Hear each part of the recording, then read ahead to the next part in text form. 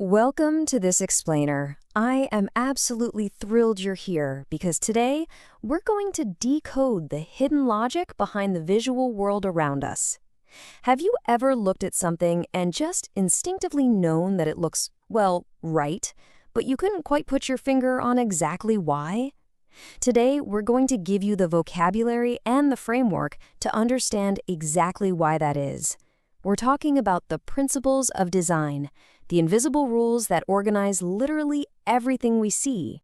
To start us off, I want you to picture something. Imagine a room. It's filled with absolutely gorgeous, incredibly expensive furniture, but it's all arranged completely randomly.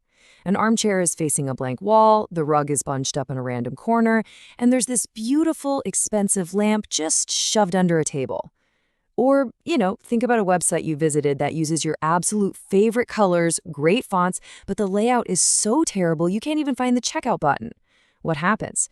Even though the individual pieces are beautiful, the overall experience feels completely confusing, frustrating, and just uncomfortable. Okay, let's dive into this. Here is our roadmap for today. We're breaking this down into 5 chapters: elements versus principles, why principles matter, design fields in India, visual communication, and finally, the observation challenge. Starting right off with section 1, elements versus principles, the building blocks in the rules. Okay, think about making a world-class biryani. The elements of design are basically your raw ingredients, right? The basmati rice, the saffron, that precise blend of spices, the marinated meat or vegetables. By themselves, they're just ingredients sitting on a counter. The principles of design, on the other hand, are the actual recipe and the cooking method. It's how you layer the rice, the exact temperature you use for the dum, the timing, and how you balance those flavors. You can literally have the best raw ingredients in the world, but without the right organizing principles, you just end up with a messy pot of food. But with the right principles, you have a total masterpiece. So, just as a super quick reminder, our raw ingredients in the visual world are the elements of design: line, shape, form, color, texture, space, and value. These are your building blocks. But as we just established, knowing these alone is simply not enough. You've got to know how to cook with them. Which brings us to section 2, why principles matter and how we avoid total visual chaos. This really illustrates what's at stake here. Good design is never, ever accidental. It is carefully, deliberately organized. Without principles, a design completely fails to control the visual experience. It can't guide your attention to where it needs to go. It completely lacks structure, and ultimately, it just fails to communicate. When a designer uses principles effectively, they're creating balance, focus, harmony, movement. They're actively clearing away the chaos so you, the viewer, can just effortlessly understand and enjoy the design. So, what's actually in this organizational toolkit? Well, it's a massive, powerful set of guidelines. We're talking about balance, contrast, emphasis, hierarchy, rhythm, movement, proportion, unity, variety, and white space. Each and every one of these principles drastically affects how users experience a design. They're the methods we use to take our raw elements, our lines and colors and shapes, and arrange them into something that actually makes sense to the human brain. Moving on to section 3, design principles across fields, the universal visual logic. Now, what's really interesting about this slide is how we can see these exact same universal rules applied to our everyday lives here in India. Different fields, same visual logic. Take graphic design, for example. A vibrant Indian wedding card perfectly uses hierarchy and emphasis to make absolutely sure you see the bride and groom's names before you even glance at the venue address. In fashion design, think of the elegant drape of a sari.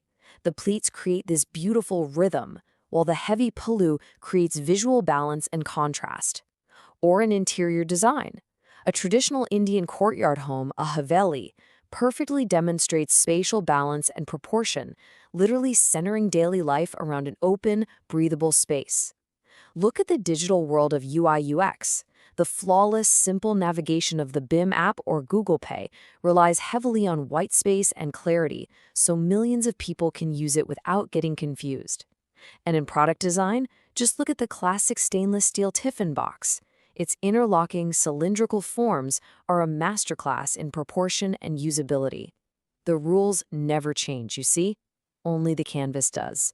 That takes us to section 4, design as visual communication, why it's so much more than just decoration. I want you to really absorb this quote from our source material. Design is not only about decoration. It's a massive misconception that designers just sit around making things look nice. In reality, every single design is actively communicating something to you. It's literally a silent conversation happening between the object and your brain. A strong designer uses composition to silently tell you exactly where to look and how to interact. These principles communicate what has the absolute highest importance. They provide direction, literally drawing your eye from the top left of a poster straight down to the bottom right. They establish a mood, they create order out of a messy pile of information, and they show the relationships between different elements. When you click the right button on a website without even thinking about it, that's not magic. That's because a designer used principles like contrast and hierarchy to silently guide your hand. And finally, section 5, the observation challenge. Time to put this into practice.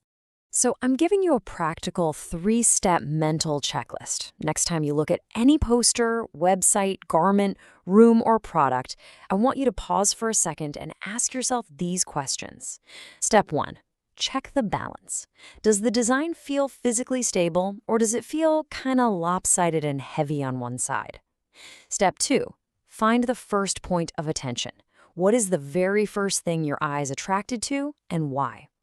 Step 3. Assess the layout and connections. Is the space crowded, or is it beautifully organized? Do all the elements feel like they belong to the exact same family? This is exactly how professional designers begin analyzing composition. So the crucial point is this: elements are what we use. Principles are how we organize them.